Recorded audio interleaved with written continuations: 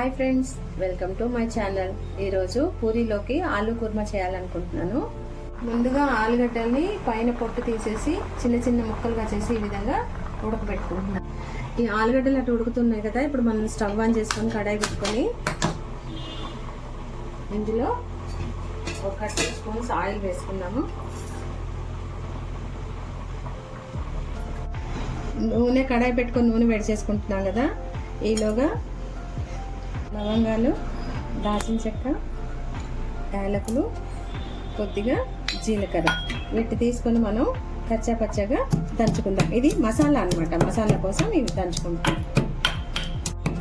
మసాలాని ఈ విధంగా దంచి పక్కన పెట్టుకోవాలి. ఇప్పుడు ఆయిల్ హీట్ అయింది కదా, ఇందులో మనం కట్ చేసి పెట్టుకున్నటువంటి ఆనియన్స్ వేసుకోవాలి.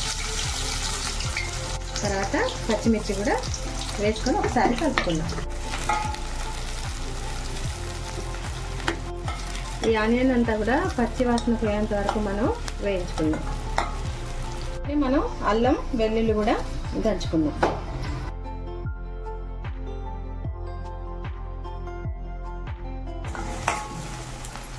తర్వాత ఇందులో మనం టమాటాలు కూడా వేసుకోవాలి.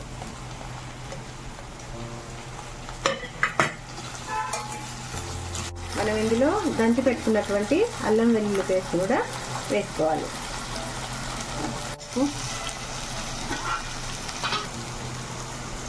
రుచికి తగినంత ఉప్పు, కొద్దిగా కారం,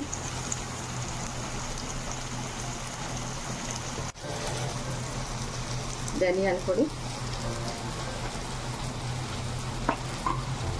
కరివేపాకు కొద్దిగా, ఇవన్నీ వేసి ఒకసారి కలుపుకుందాం. ఈ మసాలా అంతా కూడా ఈ ఆనియన్స్కిను టమాటాకి పట్టేంతగా మనం ఈ విధంగా కలుపుకోవాలి. ఇందులోనే మనం దంచి పెట్టుకున్నటువంటి మసాలా పొడిని కూడా ఇందులో వేసుకుందాం. మసాలా పొడి వేయంగానే కూడా మంచి ఫ్లేవర్ వస్తుంది అనమాట. చాలా బాగుంటుంది ఇలా దంచి అప్పటికప్పుడు వేసినటువంటి మసాలా.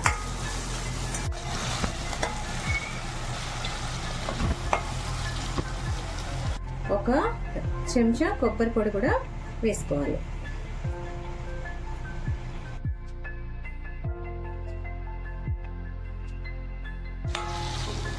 ఇప్పుడు మనం కొబ్బరి పొడి వేయటం వల్ల ఆయిల్ అంతా పీల్చుకొని ఈ విధంగా మనకి ముద్దలాగా అయింది కదా.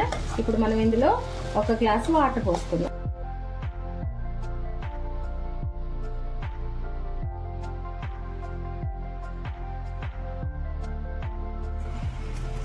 ఈ మసాలా అంతా కూడా వాటర్లో కలిసేట్టుగా మనం ఈ విధంగా తిప్పుకోవాలి. ఈ ఆలు కూడా ఉడికినాయి కదా, వీటిని మనం ఒక జల్లిబుట్టలో వేసి స్ట్రైన్ చేసుకుందాం. ఆల్రెడీ మనం ఉడికించి పెట్టుకున్నటువంటి ఆలుని కూడా ఇందులో వేసుకోవాలి.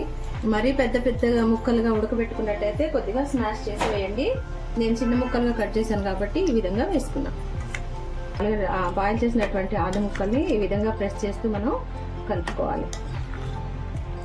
ఆల్రెడీ ఆలుని ఉడికించి పెట్టుకున్నాం కాబట్టి ఇది ఉడకడానికి ఎక్కువ టైం అయితే పట్టదు. ఈ మసాలా అంతా ఆలుకి పట్టేంత వరకు మనం ఈ విధంగా ఒక 2 మినిట్స్ ఉంచితే సరిపోతుంది.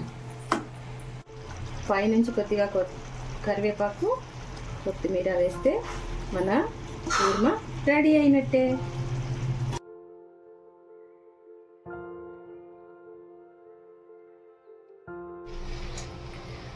ఆలూ కుర్మా రెడీ.